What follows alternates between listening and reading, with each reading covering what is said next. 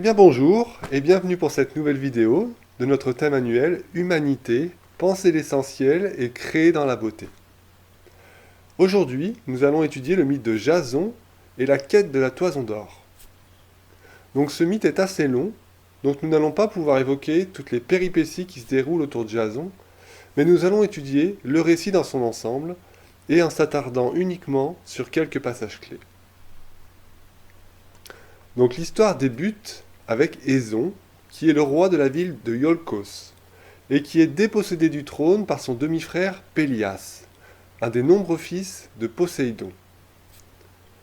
Pélias ne souhaite pas être détrôné par la descendance du roi qui a été déchu, Éson, et envisage donc de tuer son fils Jason. Mais pour le sauver, les parents de Jason firent croire à sa mort en feignant de célébrer ses funérailles. Mais en fait, ils l'envoyèrent s'instruire dans la montagne, sur le mont Pélion, où il sera élevé par le centaure Chiron.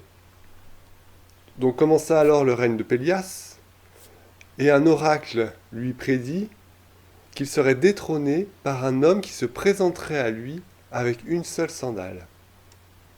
Donc Jason, lui, de son côté, fut donc élevé par le centaure Chiron, qui lui apprit les arts et la médecine. Et arrivé à l'âge adulte, Jason fut instruit de son ascendance royale, et en lui naquit alors la nécessité de renouer avec ses origines afin de rétablir justice. Il quitta alors le mont Pélion, où il habitait avec le centaure, pour aller à Iolcos, réclamer le trône auquel il avait légitimement le droit. Et en chemin vers le royaume, il dut traverser un fleuve, au bord duquel une vieille femme attendait une aide pour traverser. Jason la transporta donc sur son dos, sur l'autre rive, mais perdit une de ses sandales au milieu du cours d'eau. La vieille dame était en réalité la déesse Héra, déguisée pour l'occasion, et qui, par ce service désintéressé, offrit toute sa confiance et son soutien à Jason dans les épreuves qui l'attendraient. Jason arrive donc au royaume de Pélias, alors que le roi était en train de pratiquer un sacrifice en l'honneur de Poséidon. Le roi, voyant le jeune homme, se souvint immédiatement de l'oracle. Et lorsque Jason réclama le trône, Pélias lui demanda quel châtiment il imposerait à un homme qui conspirerait contre le roi. Jason répondit spontanément qu'il l'enverrait chercher la toison d'or. Aussitôt, Pélias lui ordonna d'aller la chercher, ce que Jason accepta. Cette fameuse toison d'or était celle d'un bélier ailé venu sauver le prince Phrixos, qu'il avait alors sacrifié et offert en remerciement au roi de Colchide pour son hospitalité. Ce dernier, nommé Aétès, la suspendit dans un endroit secret de la forêt de Colchide et la fit garder par un dragon ailé. L'oracle prédit prospérité au royaume tant que la toison y resterait. Donc avec l'aide des déesses Athéna et Héra, Jason de son côté entreprit de faire construire un fabuleux navire, l'Argos, afin d'effectuer leur voyage jusqu'en Colchide. Celui-ci terminé, Jason s'embarqua avec 50 jeunes hommes héroïques, les Argonautes, dont certains avaient également reçu en leur temps les enseignements du centaure Chiron. En cours de route, il y eut de nombreuses aventures, tant guerrières qu'amoureuses. La plus symbolique, que nous étudierons, fut le passage par les Symplegades, qui sont des roches qui vacillent constamment, écrasant les navires qui tentent de passer entre elles. Jason avait reçu le conseil, lors d'une épreuve précédente, de laisser passer une colombe devant lui. Si elle réussissait à franchir les roches, leur bateau le pourrait aussi. Sinon, il faudrait faire demi-tour. La colombe s'élança, passa de justesse en y laissant quelques plumes de sa queue. Arrivé enfin en Colchide, Aétès ne souhaitait pas se défaire de la toison d'or qui garantissait la prospérité de son royaume. Aussi, il feint d'accepter de la laisser à Jason s'il parvenait à triompher d'épreuves surhumaines. Ces épreuves sont labourer une terre aride en ayant attelé 2 taureaux au sabot d'airain et crachant du feu. Pour y semer les dents du dragon de Cadmos, desquels germent des guerriers, les Spartes, qu'il devra combattre. Heureusement, Jason va être aidé par la fille du roi, la magicienne Médée, tombée amoureuse de lui dès son arrivée. Celle-ci lui fournit alors un baume protecteur contre les brûlures et les fers des taureaux, ainsi que l'idée d'utiliser une pierre afin que les guerriers s'entretuent d'eux-mêmes. Jason surmonta donc ces deux épreuves et alla chercher la toison d'or, avec l'aide de Médée, qui endormit le dragon qui la gardait.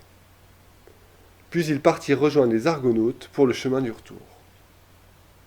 Arrivés de nouveau à Iolcos, Jason et Médée condamnèrent Pélias à la mort, mais laissèrent le trône à son fils Acaste. La toison devint alors un objet inerte et sans valeur. Le couple s'exila ensuite à Corinthe, où il eut 2 enfants, avant la rupture de leur relation et leur séparation.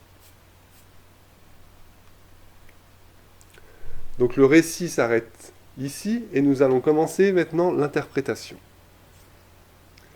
Donc Jason vit sur le mont Pélion et est éduqué pendant toute sa jeunesse par le centaure Chiron. Ce dernier n'est pas un inconnu, et même reconnu comme l'un des meilleurs instructeurs de l'époque, ayant eu sous son aile nombre de héros grecs. Chiron est un centaure, c'est-à-dire un être mi-homme, mi-cheval.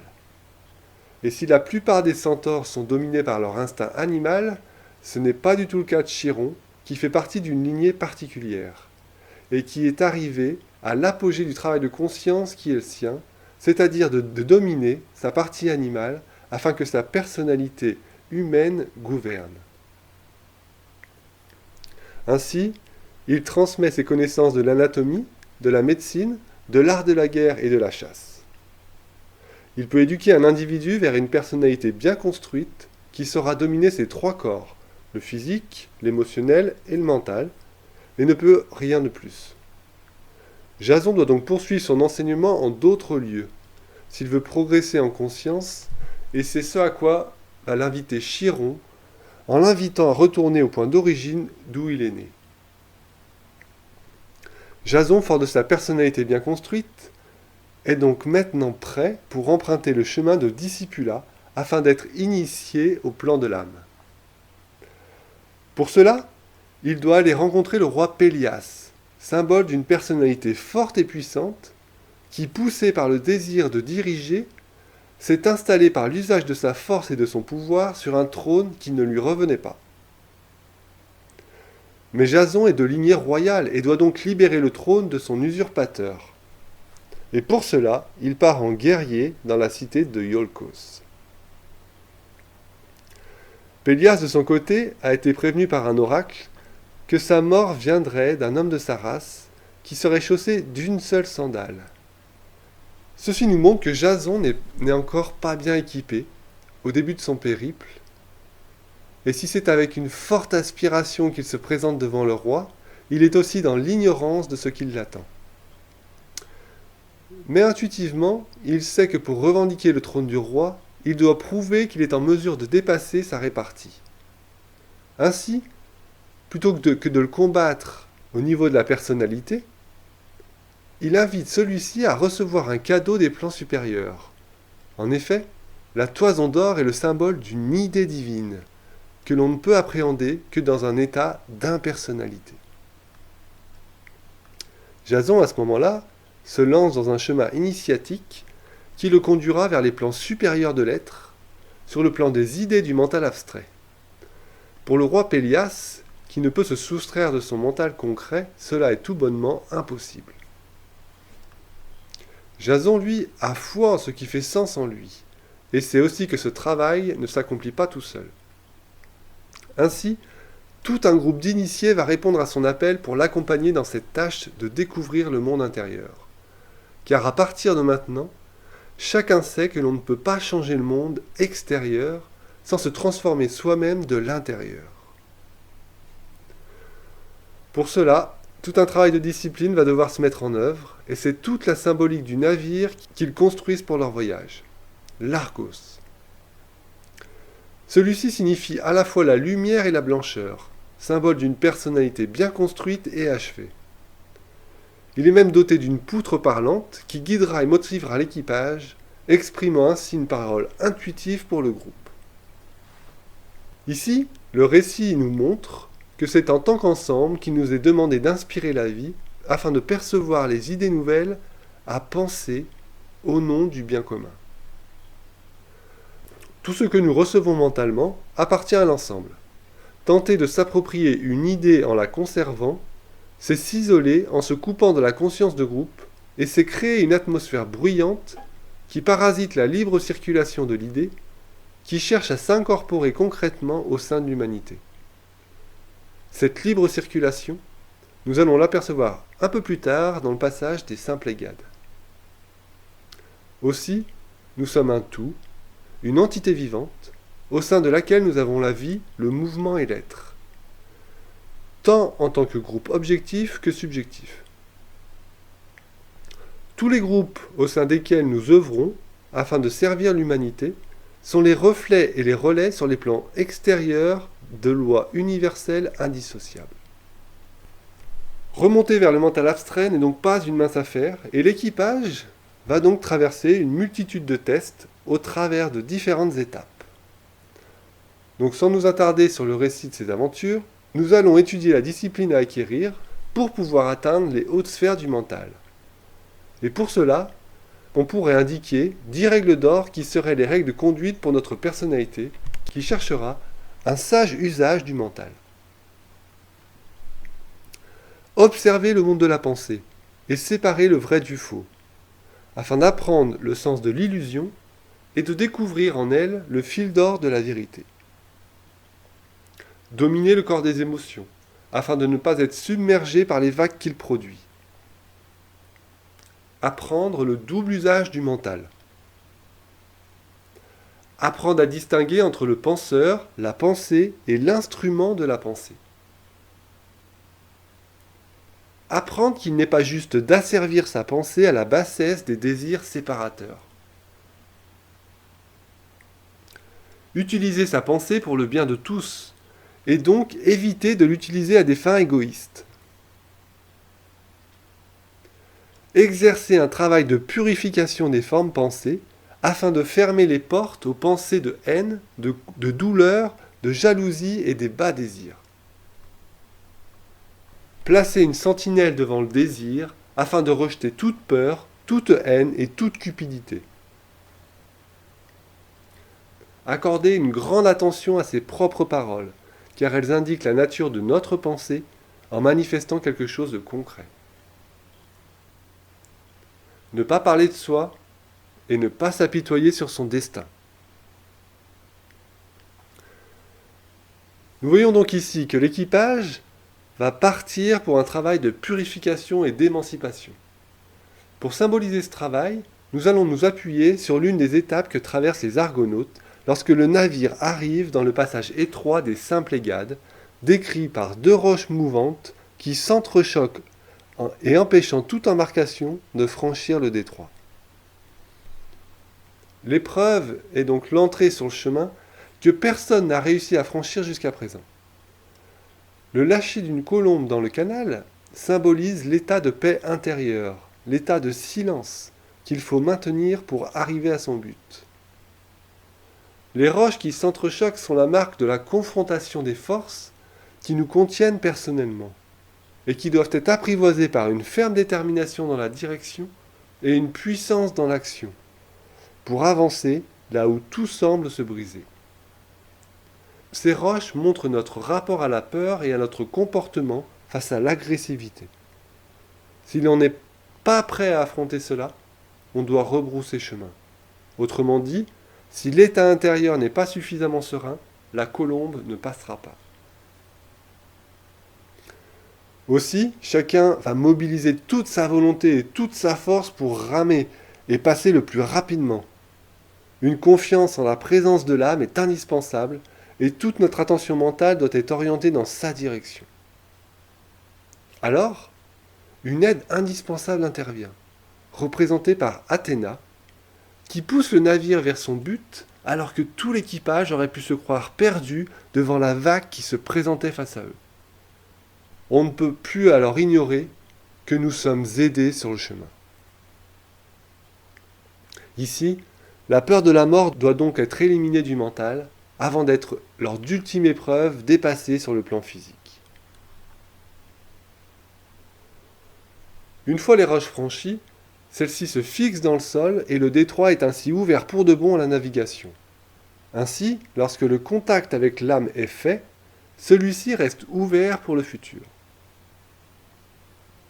Lors de cette épreuve, nous prenons conscience que nous devons, pour avancer, nous débarrasser de nombreux aspects de notre personnalité, qui ont été bien utiles jusque-là. Tout en appréhendant la transformation qui va avoir lieu, la connaissance de soi nous confronte dans nos choix et dans notre capacité d'atteindre le but. C'est ainsi que la conscience grandit, et ce, quel que soit notre âge, en identifiant simultanément l'inconnu et nos interprétations passées et limitées de la réalité, poussant alors à se donner pleinement à la mise en œuvre du réajustement intérieur-extérieur qui est nécessaire afin d'avancer sur le chemin de la cohérence, et ce, de façon autonome. Mais nous avons aussi vu que si le nouveau se loge au cœur de chaque instant, le reconnaître demande un état intérieur de disponibilité, d'émerveillement et l'acceptation profonde de s'émanciper de nos connaissances acquises afin de servir la vie. En tant qu'humanité, nous sommes conscients de l'ère nouvelle qui approche et réalisons la nécessité de grands changements. Nos façons de répondre de l'avenir sont multiples et variées. Grâce au développement mental, aujourd'hui, il ne nous faut pas aussi longtemps qu'autrefois pour faire les mises au point nécessaires ou pour changer nos attitudes et nos conditions de vie quotidiennes, ou pour assimiler une vérité proposée ou répondre à une perception intuitive. Car notre compréhension de la loi de cause à effet est bien plus rapide qu'autrefois. Mais si cela est plus ou moins aisé en tant qu'individu, c'est aujourd'hui en tant que groupe que nous sommes amenés à répondre de l'avancement de l'unité. C'est en tant qu'ensemble qu'il nous est demandé d'inspirer la vie afin de percevoir les idées nouvelles à penser au nom du bien commun. En être passeurs et serviteurs nous demande d'entrer dans le silence de l'unité subjective que nous sommes et d'affiner notre sensibilité intuitive aux idées présentes et en s'entraînant à les formuler en pensée afin de les transmettre à d'autres, qui à leur tour vont pouvoir s'en emparer et les relayer.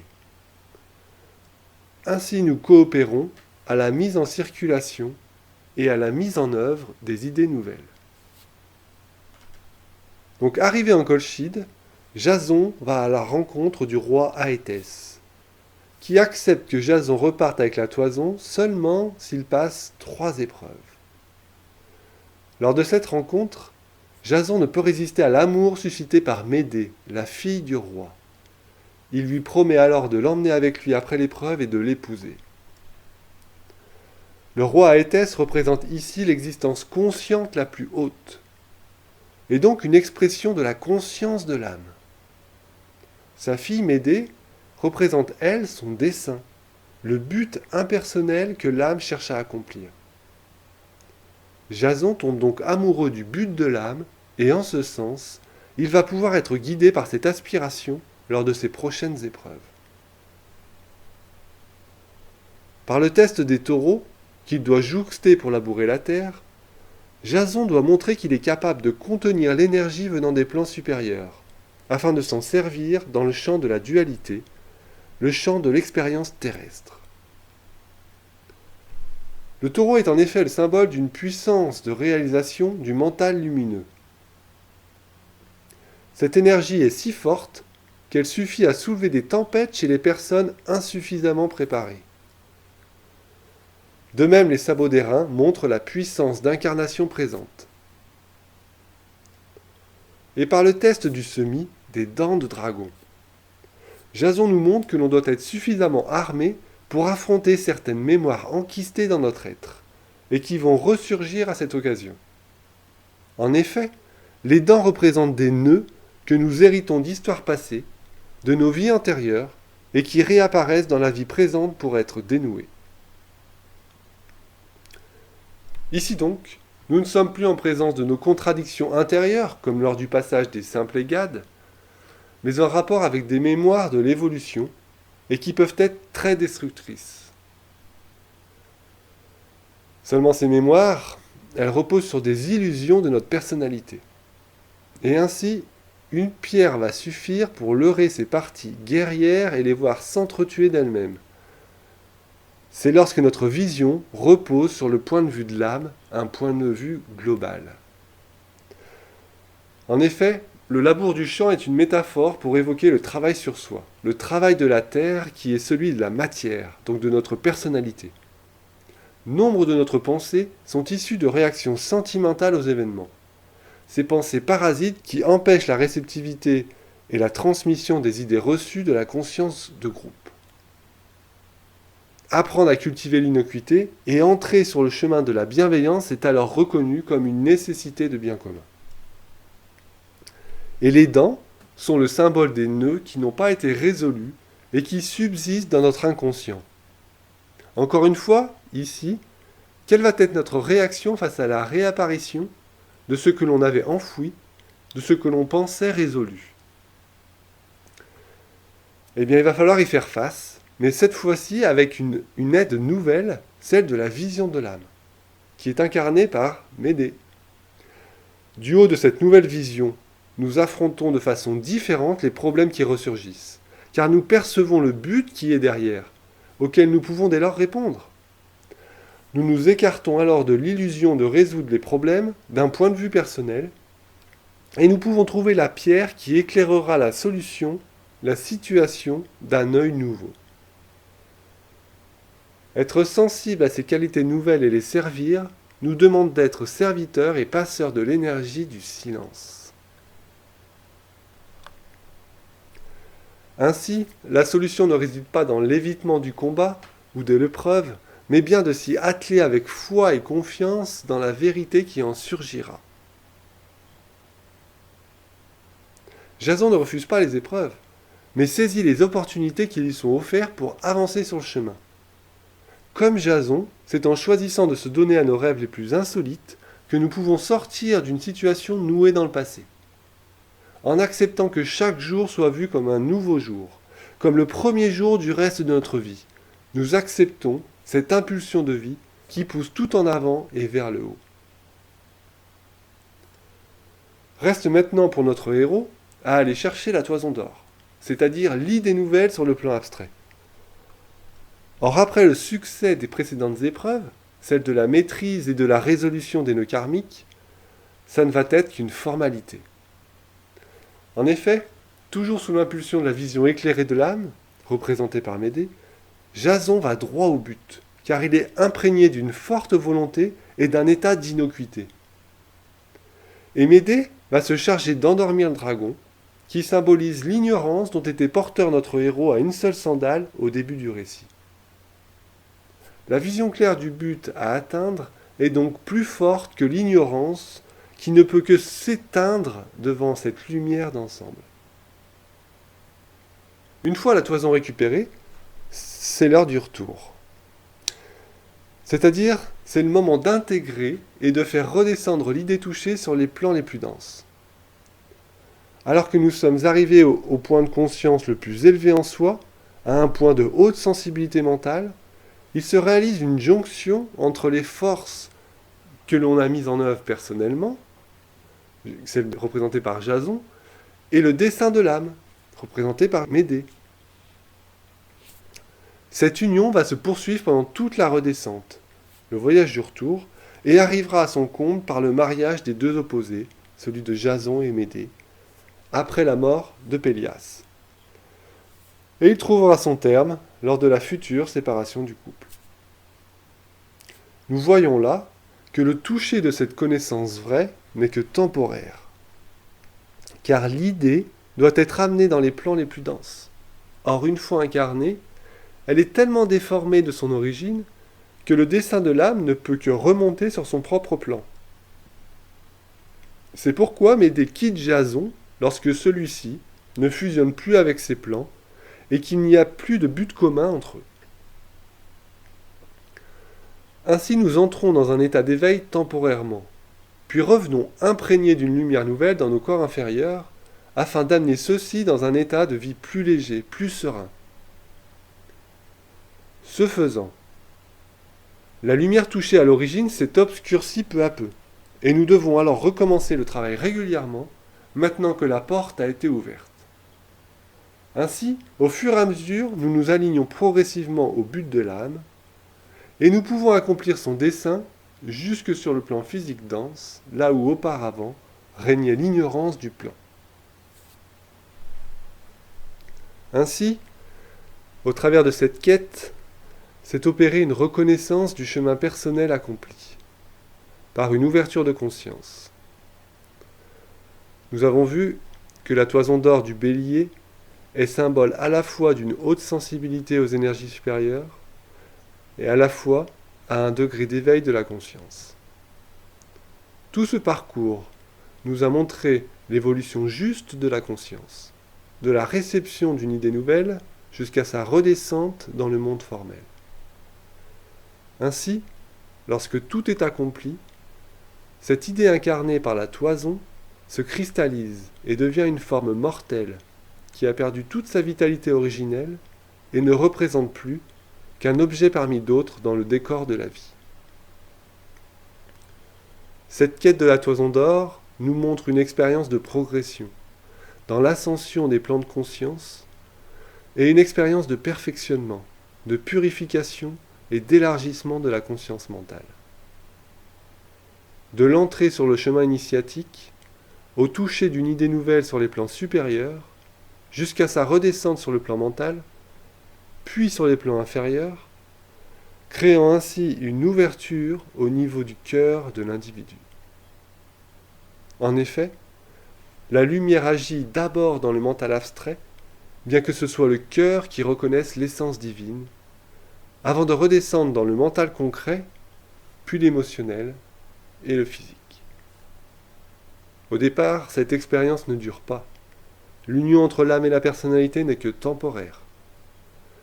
Ce n'est qu'avec la répétition, le rythme et l'habitude que la circulation devient fluide et régulière entre le haut et le bas. Ce mythe nous montre donc une première expérience d'illumination qui constitue un passage sur le chemin et qui devra se reproduire afin de permettre le travail des forces de lumière pour la transformation de l'être jusque sur le plan extérieur.